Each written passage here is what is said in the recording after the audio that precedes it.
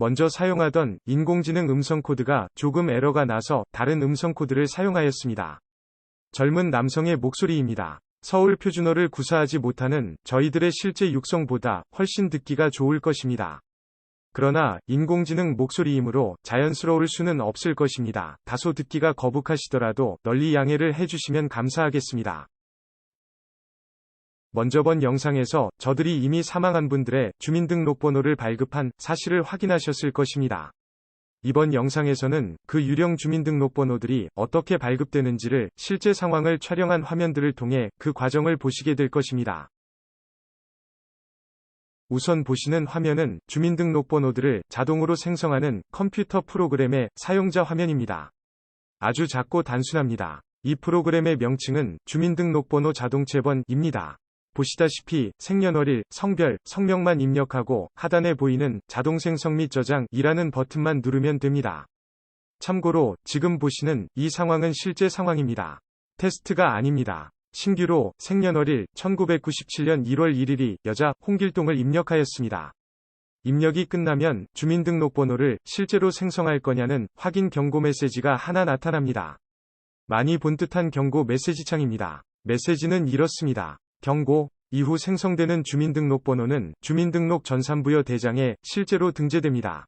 정말로 생성하시겠습니까? 라는 메시지를 보실 수 있습니다. 확인 버튼을 누르면 모든 것이 끝납니다. 새로운 주민등록번호가 하나 발급되는 것입니다. 총 약 10초 내외의 시간이 걸립니다. 신규로 생성된 이 새로운 주민등록번호가 확인 메시지대로 실제로 주민등록 전산부여 대장에 등재가 되는지는 조금 후 다시 설명드리겠습니다. 앞서 설명한 주민등록번호 자동생성 프로그램을 통해 저희들이 이전의 영상에서 언급한 무작위의 동명이인 10명이 홍길동, 즉 남자 홍길동 5명, 여자 홍길동 5명이 신규 주민등록번호를 자동 생성할 것입니다. 모두 똑같은 생년월일 1997년 1월 1일을 적용하였습니다. 다시 한번 반복합니다. 이것은 실제 상황입니다. 테스트가 아닙니다. 실제 성명을 굳이 홍길동으로 한 것은 이 이름은 대한민국에서 널리 알려진 불특정 인물을 칭할 때 많이 인용되기 때문에 실제로 이 이름으로 출생신고를 하는 경우는 거의 없습니다. 만약에 물리적으로 동사무소에 직접 가서 이 홍길동이란 이름으로 출생신고를 한다고 하면 동사무소 직원들이 진짜냐고 확인을 하고 또 할 것입니다.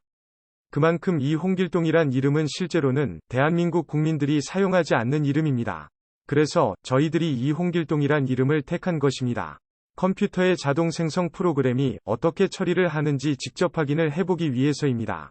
23년 전에 태어난 10명이 남녀 홍길동의 신규 주민등록번호를 23년 후인 2020년 10월에 발급하는 것입니다. 현실에서는 절대로 일어날 수 없는 상황입니다. 반복합니다. 이 상황은 실제 상황입니다. 테스트가 아닙니다. 한 장소에서 이 10명의 홍길동의 신규 주민등록번호를 발급하는데 총 2분이 안 걸렸습니다.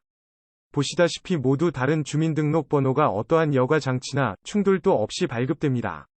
과거 수작업으로 발급하던 때와 비교하여 어떻습니까? 섬찟하지 않습니까? 수백 수천 명의 동명이인 홍길동의 주민등록번호가 각기 다른 장소에서 순식간에 발급될 수 있습니다. 그것도 23년 전에 태어난 사람들을 말입니다.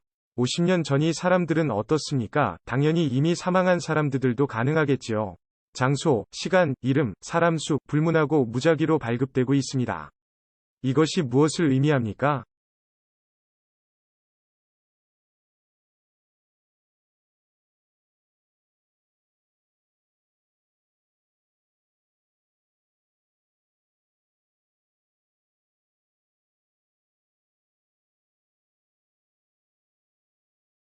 저희들이 가장 궁금하였던 것이 이렇게 무작위로 자동 발급된 주민등록번호들이 과연 어디에 저장이 되는가였습니다.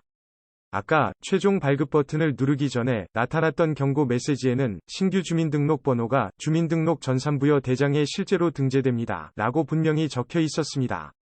그래서 다음과 같은 질문을 그 발급 공무원에게 묻고 또 물어봤습니다. 저희들의 질문과 그 공무원이 답변입니다.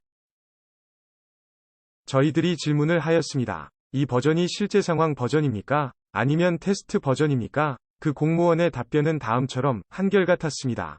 네, 실제 상황이고 실제로 제가 번호 부여해서 만들었고 하지만 중앙 시스템에는 지금도 나중에도 저는 들어갈 수 없습니다. 중앙 시스템이 존재하는지도 저는 그 실체를 모릅니다. 다만 자료를 옮길 수 있고 서버도 있으니 중앙 시스템이 있지 않을까 생각합니다. 라고 답변을 하였습니다. 이 말인즉슨 주민등록번호 자동체번 프로그램을 통해 방금 발급한 10명의 남녀 홍길동의 전산부여 대장은 본인이 직접 접근할 수도 없고 그 전산대장이 어디에 있는지도 모른다는 뜻입니다. 과거 수작업으로 주민등록번호를 발급할 때에는 종이로 된 연구 보존 명부에 손으로 일일이 그 인적사항을 적어서 기록한 후 주민등록번호를 발급하였습니다. 그래서 실수가 있었거나 잘못 등재되었을 경우에는 언제든지 그 원장을 열어서 확인할 수가 있었습니다. 더구나 보안에도 큰 걱정이 없었습니다. 4.15 부정선거는 60-70명의 국회의원 의석수가 저쪽으로 더 갔습니다. 그러나 차세대 주민등록 시스템이 본격 가동되면 무슨 일이 어떻게 일어날지 아무도 모릅니다. 이 글을 마무리하면서 여러분들께 꼭 드리고 싶은 말씀이 있습니다. 이 영상을 제작하기 위해 한 젊은 공무원의 말 못할 고통과 애국심이 있었습니다. 다음 영상에서 또 다른 증거를 공개하도록 하겠습니다. 시청하여 주셔서 감사합니다.